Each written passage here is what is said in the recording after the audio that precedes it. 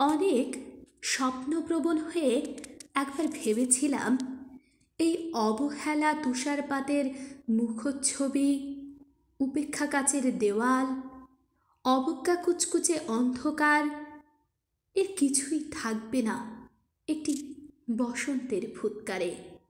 একটি ঝলমলে পোশাক গায়ে চড়িয়ে, হাতের মুঠোয় বসন্ত নিয়ে অন্তত একটি সন্ধ্যাকে উজ্জ্বল করে নেব, এমন ভাবাবেগও ছিল আকাশের কার্নিশে লেপ্টে থাকা পেজো মেঘের মতো।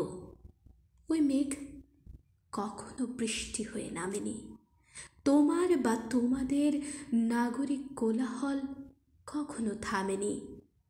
অর্ধেক জীবন ফেলে এসে দেখি অনেক কিছু বদলে গেছে।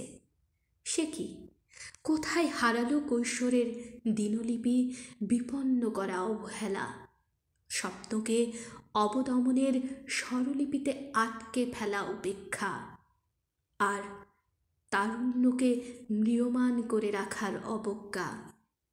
ওরা আমাকে চোখ রাঙাতে পারে না ঠিক, তবে এখনো পোড় খাওয়া দিন বড্ড রঙিন। আমি আজ সমুদ্র জলে হাত রেখে বলে দিতে পারি কোন ঢেউয়ে ভেসে বেড়াচ্ছে তোমাদের গোপন অশ্রুকণা। আকাশপানে তাকিয়ে বুঝতে পারি কার দীর্ঘশ্বাসে ঝরে পড়ছে নক্ষত্র। এমনকি তুমি যে সম্রাজ্ঞীর বেশের আড়ালের মিহিন কষ্ট চেপে হয়েছ লাবণ্যময় পাষাণ পাথর, এটাও দেখতে পাই অন্তর্দৃষ্টি দিয়ে।